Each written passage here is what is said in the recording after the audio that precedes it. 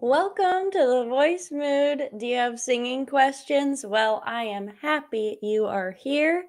Go ahead and ask your singing questions today in the chat, or if you're watching this later on. Hey, hi, hello. My name is Olivia. I'm your local millennial voice teacher. I have been a singing teacher for about a decade. And wow, this is the first time that my dog has joined. He's never joined the live before, so this is a first. I'm going to go ahead and start us off with a laryngeal massage. This is from Emily Kristen Morris's personal, physical therapist for when she is on tour with Wicked. So she played Elphaba, and she's a voice coach as well. And I really trust what she has to say. So I would really like to play this video.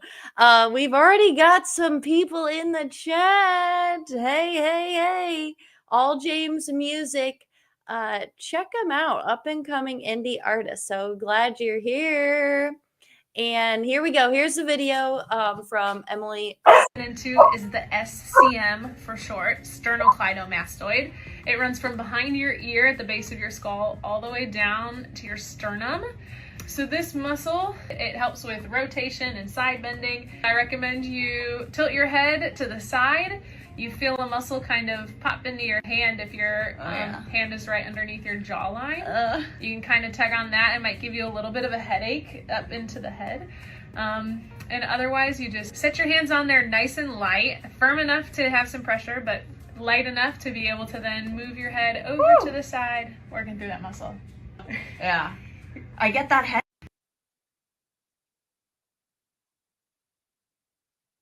Okay, pretty cool, right? Yeah, I was excited about that. I think she's really great. I'm sorry about my dog, y'all. This is, he's not usually like this. I mean, he is, but anyway. Let's go to the next one. There's more. So I had a question about this, so I'm going to go to the next one. Our national tour's traveling physical therapist. Her name is Kristen, and she's amazing, and she's going to talk to us all today about what we can do for vocal tension. Next muscle. So this is good, you guys, for all you singers that do this when you sing out a big note. And you reach forward. Yeah. Terrible tendency. We all do it, and this is going to help you with that. Okay, I just have to say that these occipital bones, I think they're called, what she said, they're back here. I massage these all the time as a singer. It's something that I was told when I was in college. I had a voice teacher say, you have to loosen this up back here. You have to loosen this up.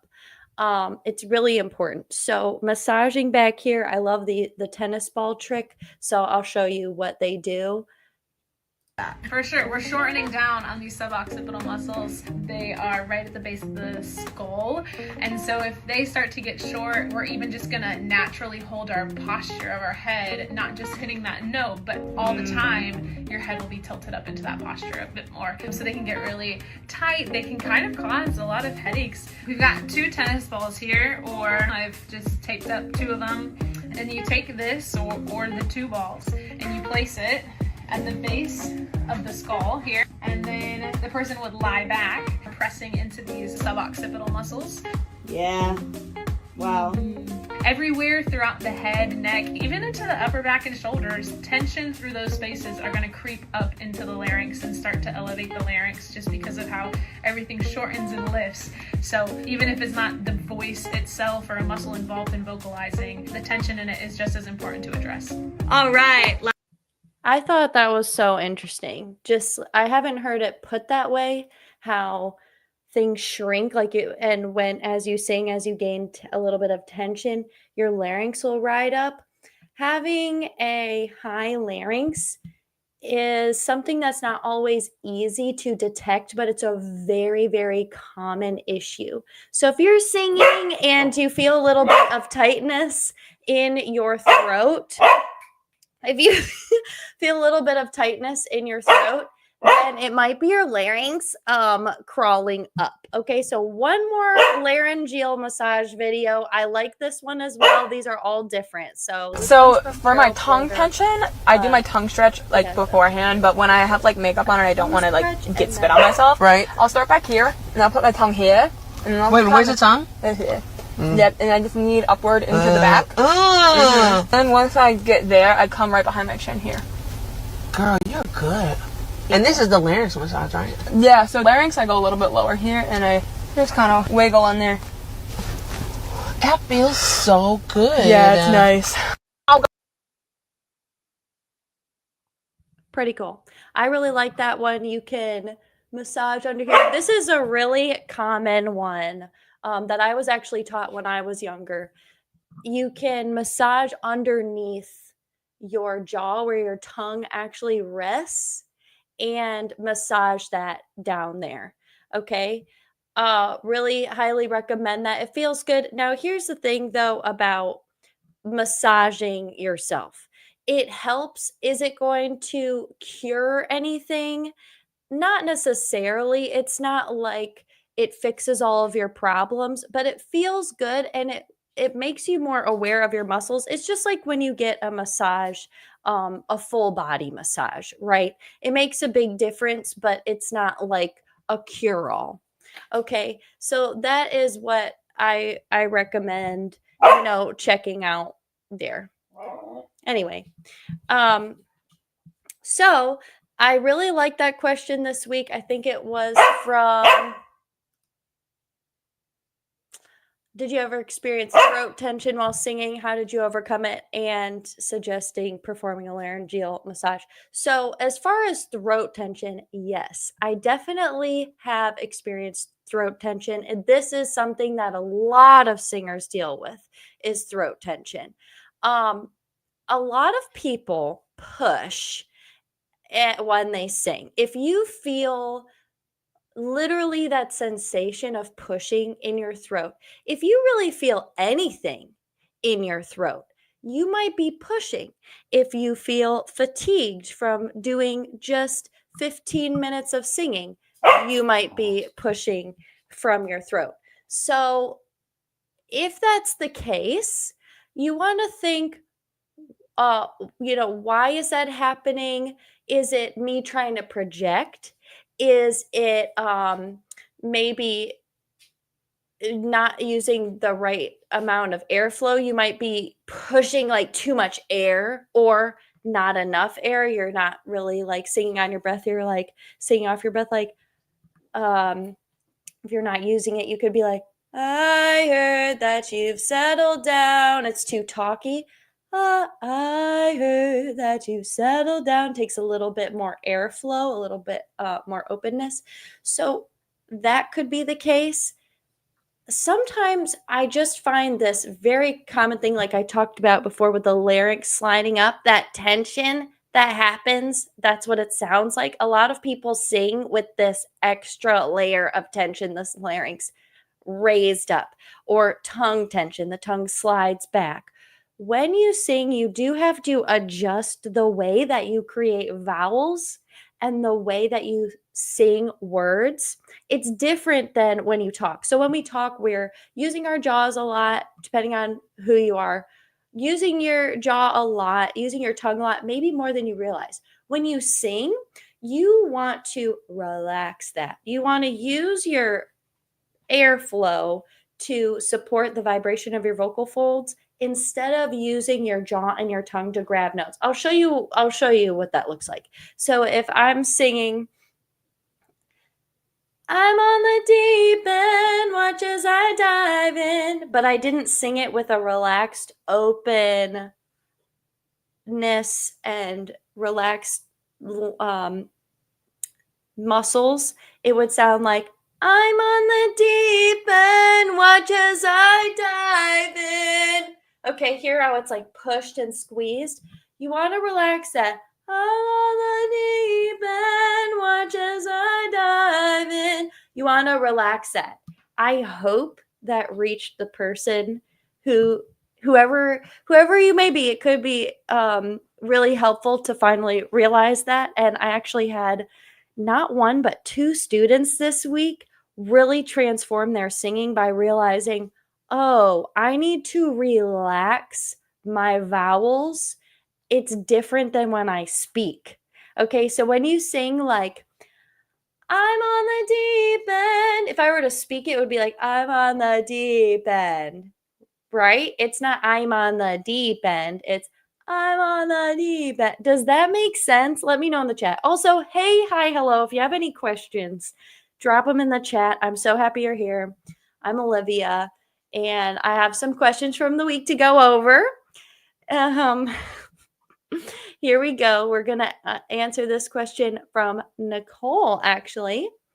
Oh, here we go.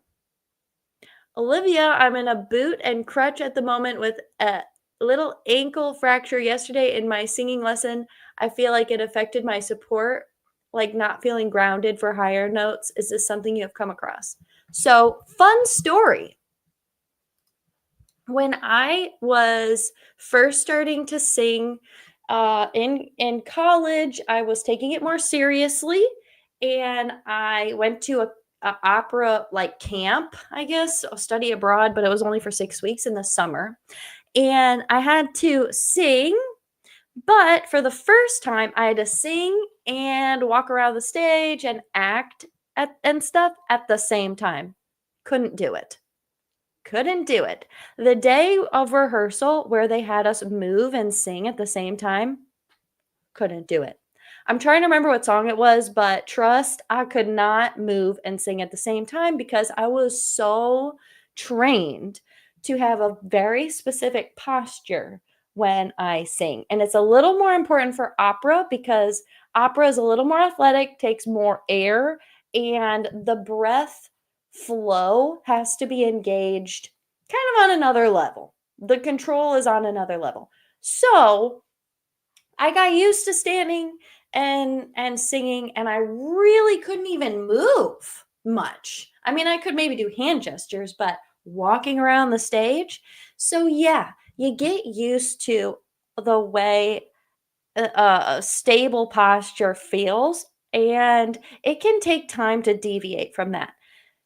Now, all this to say, you don't necessarily need to have perfect posture when you sing, but when you're learning to sing or when you need more stabilization, breath stabilization, it does help to have a supportive posture. What does that mean?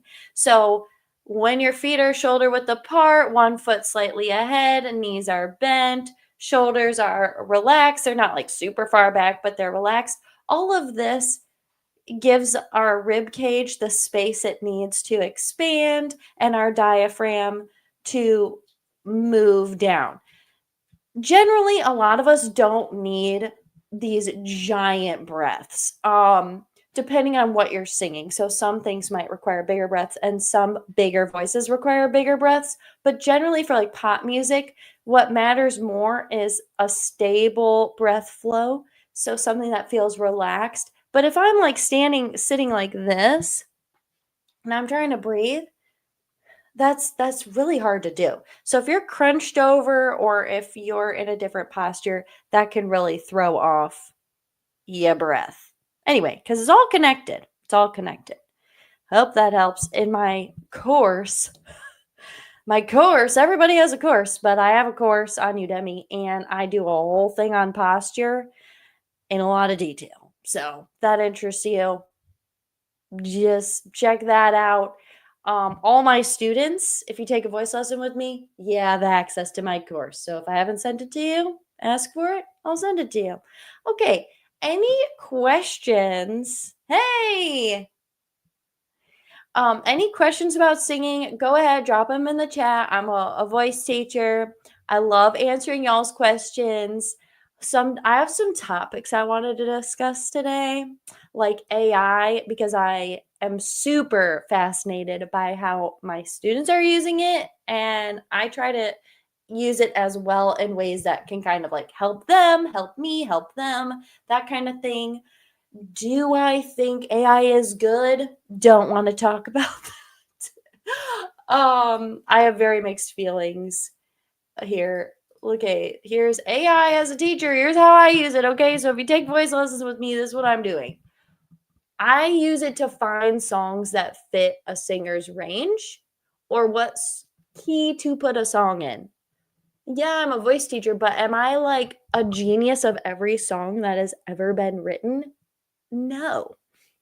What I'll do is I will look at my singer's range, but not just like what's your lowest note, what's your highest note. I look at where's your money range? Like where does it sound good? Where is it comfortable for you to sing? There's no reason why we shouldn't start there. There's no reason we shouldn't play to your strengths. It's really important. So I'll go, what's the singer's money range? I'll go, what's their vibe? What do they like to sing? What kind of voice do they have maybe? I'll plug that in. I'll put artists they like, okay? And it comes up with a great list. It's not perfect. That's where I come in. We finesse it. I'll say, okay, this is good, but we need to move it down. Because the other thing that streamlines this is normally before I would use AI, I would just go, okay, let me find the song on Ultimate Guitar, and I would plunk out the chords and I would go, okay, the top note must be, I would have to figure it out or go to the sheet music. But if I'm able to plug it in, AI can go, this is the top note of the song, this is the lowest note of the song, this would fit that person's range way faster. And I can go, you know what, I don't like that song. Can we go with something else? Anyway. All right, here's what else it's useful for in the studio. Transposing a recording. So if you're a person who learns by ear, this is who this helps, okay? There's this website called Moises. You can take a song, Miley Cyrus, Demi Lovato, Johnny Cash, whoever, you can go, this song would be great for you, but you know what? It's too low or it's too high. In an app like Moises, you can move it up, the song up or down in a range that fits the singer's voice so they can learn it by ear and they have a demo of the song. That is very helpful for students who learn by listening. If you can't read music and you're just noodling around, it's been very helpful for those students. Is it perfect? No, because they'll still sometimes pick up on the overtones or the undertones. So I'll have to go in and go, listen, to the note, it's a little lower than what you're hearing. So I still play a big part in it, but it helps get us there faster. Okay, coming up with fresh exercises. Yeah, that can be fun. I don't do that a ton. I have my tried and true exercises that work. Another thing I started doing was taking notes in a lesson with Gemini. That's like the Google AI, and it takes notes for you on video calls. I do all my calls on Google Meet because it seems to be the best. So Gemini takes notes for us, and that way we don't have to take notes, and they're pretty good notes. And they'll summarize it in a nice way. And that's great because then I can take those notes and later maybe plug it in later and go, hey, what consistently is the problem here? Maybe with this singer, they constantly run into this. And can we maybe summarize a goal that would make sense if we needed that? You know what I mean? It's just like a good record of things. Anyway, so that's how I'm using it. I would love to hear how y'all use AI to sing better because I personally don't use it as a voice coach for me, but I know people do. So there are apps apparently that'll listen to your pitch. It will spit out like what voice type you are. And of course, as a human voice teacher, I can't believe I have to specify that. As a human voice teacher, I am like, is it working? I don't know. And I've definitely had some sus situations where a student will tell me how they used it, and I'm like, I don't think it got that right. voices are so special. They're so unique. So, yeah, that I would love to know. Let me know in the comments how you use AI for singing because I want to know. Okay? All right, ask your questions. I really want to help y'all with your singing technique, qualms. We talk about all kinds of stuff on this channel. I loved how we talked about how to relax the voice today. I will tell you a little bit about mixed voice. So, that's a huge topic out there. And for singers, for technique, I think it's great. And that really was the thing for me that helped me get rid of a lot of tension. So, when I was singing for my voice teachers growing up, they could not detect when I had tension. I could feel it, okay? But they wouldn't always notice it. So I could feel fatigue, but they didn't hear fatigue. That's why in my lessons I'll go, "Hey, how do you feel? How did that feel? How did that feel?" to my students because I can't always hear if it hurts, right? Sometimes I can hear a pinch, but you get what I'm saying. So mixed voice, unlocking that actually taught me personally how to sing with a powerful sound without pushing. My favorite exercise that I talk about all the time is meow, meow, meow, meow, meow. And if I do that too much, my dog will start barking. That will make him bark. Okay.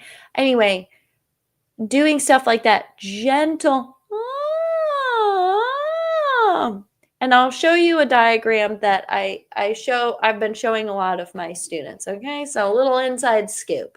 I think of the voice as being like this shape. Okay. It's not perfect, but you've got your low notes down here. It's nice and open. Then you kind of feel a narrowing happen. This is real. I mean, this is what happens. Your vocal tract gets more narrow as you get higher. When your instrument gets more narrow, guess what? You have to use a little less intensity. Intensity can mean a lot of different things. Less breath pressure, less push, okay? So instead of going yelling up high, which is what everyone wants to do because it's like we're getting higher. You actually want to do the opposite. Okay, so that's one way to think about mixed voice and how that comes into play because that cry sound is the thing that smooths that out. Before, I didn't have access to that, and so I was just going full voice in my low voice and then full voice in my high voice, and I couldn't really smooth that out, and so I was pushing more than I needed to. So I hope that makes sense. I hope that you find that helpful, but it is a nuanced topic, and yeah, people describe it in different ways. You'll hear a lot of mixed voice exercises that are like, nya, nya, nya, nya, nya. That for me didn't work. It's too much nasal. I like to think of mixed voice as being more of an oral twang, like, wow, oh boy, yeehaw. That's, sorry, it's weird. But that's oral twang as opposed to, oh yeah. You hear the difference? Nasal, oral. Two different twangs. All right, so oral twang is what I find more helpful for discovering mixed voice. Okay? Dusty says LOL. Yes. LOL indeed. Any questions you guys have about singing? I would love to answer any questions you have. Finally, my dog stopped barking. I mean, knock on wood. I don't want him to start barking. Oh, I shouldn't have done that. He might start barking again. Anyways, I have had a great week with all the students today. It was a super busy day running around, and everybody's making really great progress. I will say the biggest thing was, the vowels this week. Just sometimes people get on the same wavelength, really relaxing the tongue and I'm on the deep end. So that was really big. Another big thing this week was just, I guess, settling into your groove, you know? So there was this really great quote from, I like to watch marketing videos. Not this. Success is not reserved for the perfect version of you, right? Tess Barclay. I really liked when she said that because so much of the time we want to be this perfect image of whatever you have in your head. Like I used to think, well, once I can sing like Lady Gaga, I've really figured it out. We all have these people in our head or this image of us in our head that's like this perfect version of our voice or of us. But the reality is, first of all, Lady Gaga and me do not have the same like voice. There's similarities maybe, but that was an unrealistic thing for me to aspire after. It's like it's not really me. I mean, there's things I can do, but there's already things I have going on, you know, like you already have great things going on. There's no reason to just feel down on yourself like you don't deserve success or you can't be successful until you're like this totally other thing. Does that make sense? So what I'm trying to say is, you know, yeah, like you can find your strengths. Right now, there's so many of them probably, even if it's one. Okay? Dusty, he has so many strengths. But even if it's one, to play off of that, because you might just be a couple extra tools in your toolbox away from really finding a sound you love. Okay. Like for me, once I found mixed voice and really felt confident about it, I felt like I'm happy with this. I can actually do something with this. Am I Lady Gaga? No. But you know what? I can do something with this and it feels good. And that's what I hope for my students, and just like, you know, if this resonates with you, because you know, it's not about perfection and all that jazz. Yeah. So anyways, good quotes all around. Thank y'all for being here, and great questions this week. Didn't have a ton of questions. I will tell you about what's going on in the studio. I do get free consultations. So if you're curious about lessons, but you don't want to dive in, that would be the way to do it. Studio class is really fun. It's another way to get your feet wet. Or if you want a group setting, and that's every Wednesday. And then if you refer someone, if you're in the studio or if you are joining the studio, you get a free lesson when you refer a friend. So that's pretty cool. Voice lessons also make a really great gift. So if you know someone who you're like, I think they would like voice lessons, then I get those students sometimes where they're giving a gift to their younger sister or sibling or their child. And that can be really, really sweet. It's like, give the gift of experiences, right? Experiences are better than physical things. Whatever. I don't want to get all woo woo or whatever, but yeah. So any questions about technique, singing, I will happily answer them for you tonight on this live stream. Do this every Thursday at 8 p.m. CST. So I'm in New Orleans, and a lot of my musician friends are in New Orleans. So like the Facebook group is you'll find in the description, is sort of a combination of people from all around the world who sing, and then my musician friends in New Orleans and teacher friends in New Orleans, and then me and some other artists. So it's really fun, and I like to do little polls in there and daily little singing tips or questions, kind of looking out for tips and tricks, singing, just commentary on different things going on. Anyway, I did want to ask what microphones people are using with their phone. So, as we are now in the age of putting singing on the internet, I wanted to ask y'all what you use to record your singing. Do you use your phone? Do you use a lav mic? So, like one of those little tiny mics that you clip on your shirt. Do you plug it in? That type of thing. I would love to know what types of microphones you use and if you have recommendations. Okay, so Dusty asks, is there a good exercise for vowels? A good exercise that I like to do is mi, me, ma, mo, mu. These are those classical Italian cardinal vowels that we talk about in classical singing, but without all the jargon, it's singing vowels. So instead of doing e, me, we do me.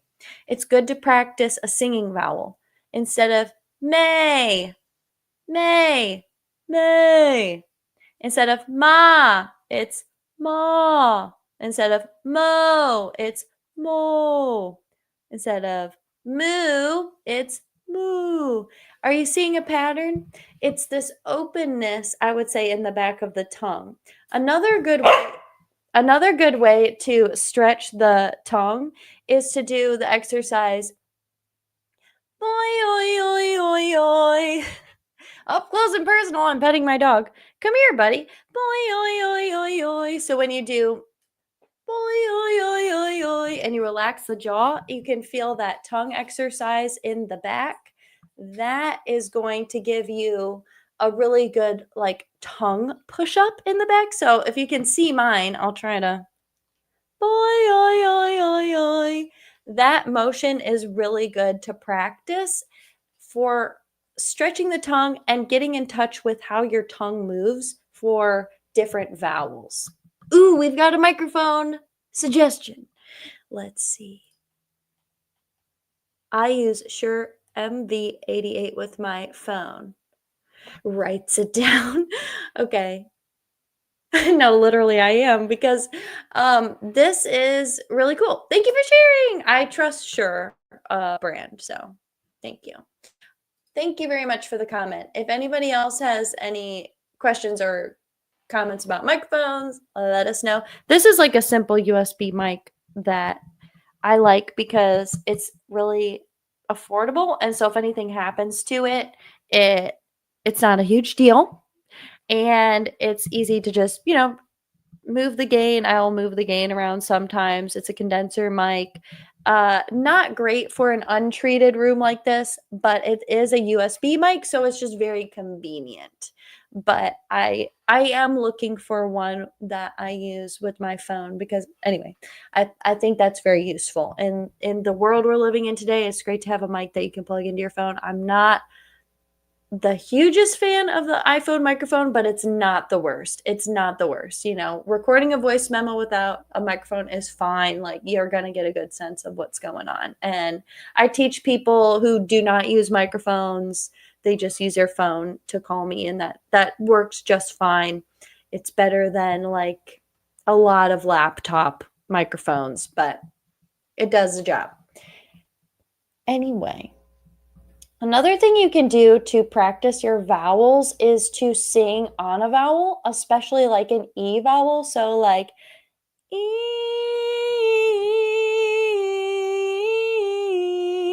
keeping a consistent vowel the whole time. So instead of going like E,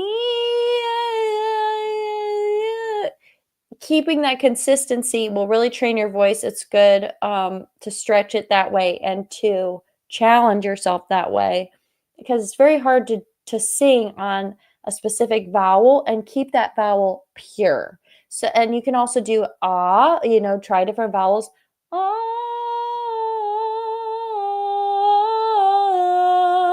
The trick with practicing vowels, did you notice how I didn't go ah, ah, ah, and putting glottal stops in there? I connected everything. that's really a great way to practice your vowels as well. And you'll find favorite vowels. If there's a vowel that sounds muddy, ask yourself, is it my tongue? Am I clenching? If it's like, if your ah sounds like that, you might be clenching with your jaw, or your tongue might be sliding back, something like that. Something to think about, very common issue. And the way to remedy that is to open up a little bit more. So, or just look in the mirror. If you look in the mirror and you're seeing, you're singing an ah vowel, but it's like, is that ah? You want it to be, I cannot tell you. This was another, you're welcome, Dusty. Thank you. That was such a good question. Y'all, this was another breakthrough this week with a lot of students, is opening the mouth. I actually had a consultation with someone today who really opened very nicely, and I was really impressed. It's always an anomaly when someone really opens their mouth. Most people don't really want to open their mouth when they sing because they feel really vulnerable or like awkward. They think they look weird. Totally understandable. If you don't open your mouth a lot when you sing, you kind of like keep it nice and small. Usually it helps to open your mouth more. So play around with that if you have any questions about that. Another thing too, watch how it changes the sound depending on how you open your mouth. So let's pick a different song. Good grief, we've been singing. I'm on the deep end here. Okay. Never mind, I'll find someone like you. I wish nothing but the best. Opening up, but it's tall. What if I open like this? Never mind, I'll find someone like you. More of a smile and open, that creates a different sound. So it depends on the shape you're doing. It depends on the shape. Either way, it's better to open, right? It's better to open. And another thing, here's another crazy thing about vowel shapes. Okay, I'll tell you. I'll leave you on a cliffhanger because Kevin is going to tell us another microphone. I use an SM58 out through an adapted guitar amp and record sound from that onto phone via ambient sound in the room. Oh, okay. So you record it on is the phone plugged in, or is it like you just record it in the room, right? It's kind of cool. All right, Kevin. I like the SM58. I have one of those for live as well. You can use the SM58 also if you can plug it into stuff. I mean, it's a whole thing. Like you have to plug it into like a interface or mixer or something. I don't know. I'm not a sound person, but I'm learning. So you can use it for podcasting. You know, it's a directional mic, right? Help me. Yeah, the SM58 is great. It's like gold standard. You can use it for so many things. Loves it.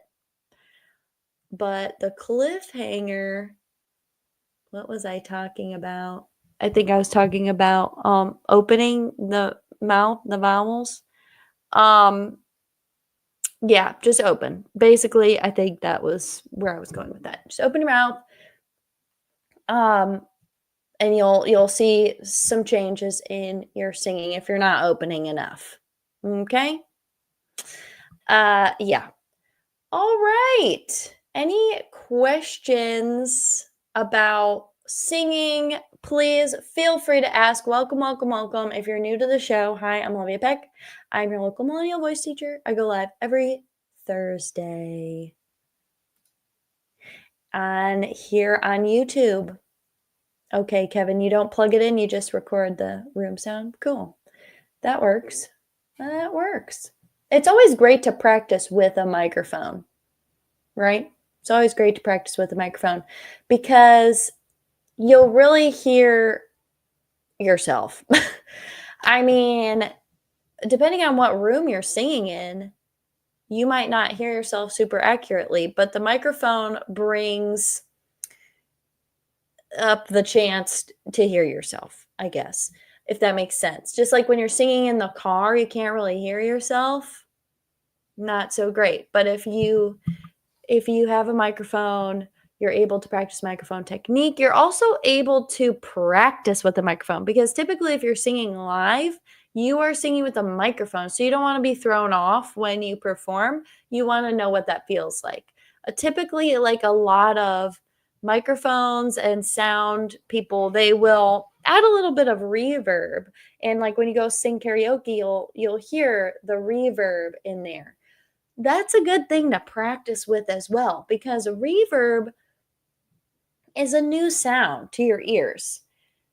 And some people can get a little thrown off by that. I have. The first time I sang with a microphone that had reverb on it in December, I hadn't been singing with a microphone in a really long time, and it did mess with my pitch at first. I had to get reacclimated because I was hearing, when it came through the speakers, more undertones, and I was feeling flat, like really flat, because of just the way that the microphone was. So that's something to think about. Practice with a microphone, get used to it, because you want to be able to sing with a microphone, without a microphone, with different settings, mess with the settings, turn up the reverb, turn it down, that type of thing. It's really good to practice that. Yeah.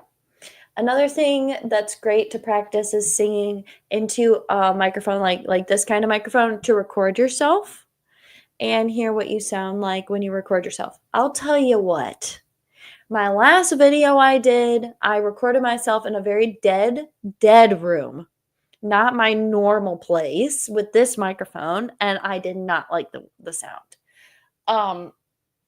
Because I'm used to a little bit more of a live room, and I think it helps because I don't add like reverb in my videos. Okay. I might add a little bit for some like some longer stints of me singing, but not a lot. I don't edit my voice a lot, so I didn't really like it. So you want to play around with that. It makes a difference. It makes a really big difference. What room you record in, if the room is treated, what microphone you use. Watch one of those videos of Phineas. Phineas and Billie Eilish talk about microphones. He's like, oh, well, Billie uses this one and I like it. Anyway, I prefer live sound to direct recorded sound, if that makes sense. Like it sounding a bit rough. Oh, okay. So Kevin, you like a little bit more of a, I guess, like compressed sound, or like just maybe a little distortion or something. You like a little bit of that because you like a little bit of rock and roll. Okay, so that makes sense to me. The live sound is a vibe. It's a vibe. It's all preferences, guys. Okay, it does come down to preferences. That's a huge part of this as well. And I think that's important to recognize. Like the way something sounds, you're going to have taste. Timbre, I talk about this in the timbre video. Timbre is the way that a note sounds from instrument to instrument, person to person. So it's the same note, but somebody else's note could sound different timbre, same note. It's the quality of the sound. Same note. Same note. It's timbre. The timbre is different. So that is two things. Timbre is made up of two things. One, the actual person producing the sound or instrument, piano, violin, and the person listening to it as well. Because we all have different ways of describing timbre, and we all hear things differently. We all have a different set of ears. And I have a lot of students say, oh, this person always sounds flat to me, or this always sounds sharp to me, even though maybe to me it doesn't sound sharp, but they're hearing more of the overtones than I am for whatever reason. So it's something to think about, preferences and the way you hear timbre. Kind of interesting. Great questions, y'all. I'm really loving all of the input on microphones, vowels, all kinds of stuff. If y'all have any other questions, feel free to jump in the chat. Or if you're watching this later on and ask a question in the comment section, I'll happily answer it on next week's live. And my dog will not bark during it at the beginning of the stream. Okay. Yeah, Tony, my dog, loves to sing. And it's kind of around his like snack time, I guess. So he got a little excited. But usually he goes outside and stares at squirrels when I do my live. But not today. Not today. I rolled the dice and I regret it. Anyway. Yeah, great questions, y'all. Reminder that if you'd like any one-on-one feedback, I don't just have lessons. I also have voice memos that you can submit to me on oliviapeck.com. So if you just want to send me a quick voice memo, I can listen to it and at a low cost to you, and I'll give you feedback in a voice memo back. And I try to pinpoint like the most important things that I think you should focus on based on what I hear. So and it really helps. Here's a bonus. So if you send me a voice memo of you singing, it really helps to speak at the beginning of it. You know, you can say, hi, I'm so-and-so, or hi, Olivia, here's my song. Or we can just sing the song. That's fine. But it's a really great, like, low commitment way to get some feedback on your voice. I would say the best way to grow as a singer is to take voice lessons. Have you ever heard the quote, you can't see the label if you're inside the jar? I don't know where I heard that, but basically, when you are in the middle of a situation or it's you, and you can't get feedback because you're inside of it, you're the one experiencing it, it's hard to have perspective because there's all this other stuff going on. You have things that you're worried about, or it's like, I've worked so hard on this. And so you have preconceived notions, you have all this baggage from your past. So it's really great when you can have, you know, outside perspective on something, even if it's, you don't agree with it, even if, which most of the time, like 90% of the time, I would say that, what I say is helpful to students. But even if they don't agree, it still is a way to spark new ideas and explore your voice. I'll tell you what, when you really look at a singer's range, when I look at a singer's range, yes, there are similarities across the board with sopranos, altos, but I can really see some surprises that just happened today. Shout out. Some really big surprises in individuals' voices. People are unique. You are a unique snowflake, okay? And you might have something really fun going on with your voice that we can uncover together. You know, it's like archaeology, you know, uncovering. It really is, because you're uncovering sounds and colors in your voice. For instance, you know, when you learn how to relax that larynx and you're not squeezing, you will have this new open sound. When you figure out that you can open your mouth more, when you figure out that, oh, I do have those higher notes, I just need to access that cry sound or that head voice sound. Those are different ways you can uncover parts of your voice that were otherwise hidden. And sometimes it doesn't take too much. Another thing that's really cool is seeing just people in a second light up and go, oh my gosh, that was so easy. Now, the trick is being able to transfer it to different songs. So a lot of times someone will be able to sing mama, very common, like they're able to slide through, but then putting it to a song is hard. It's hard to keep that vocal freedom. And that's where we can connect the dots together. Or, you know, just being able, if you are able to transfer that vocal freedom in a vocal exercise you really like and figure out a way to transfer it to a song, that's the goal. That's the goal. And it can be hard to do, but I believe in you. Okay? Anyway, any other questions, guys? I'm probably going to start the countdown. I'm going to start the countdown. I've had a lot of fun today. And I promise my dog will not be barking at the beginning of the stream next time. Oh my gosh. I don't even know if I can cut that out. But whatever, I will figure it out, or it'll just live on YouTube forever. But I really appreciate y'all. If you have any other questions, I will answer them. Otherwise, I will sign off. But this was fun. Feel free to ask your questions in the comments, and I'll answer next week. And yeah, it's been a good time. It's been a great time, actually. Anyway, thank you, Dusty. Always great to see y'all here. Always great. Sorry about my monotone voice sometimes, but I am literally very happy. Very happy y'all are here. This was a fun one. Okay, guys. Well, have a great rest of your evening. It was a pleasure, and I will see you in the next video.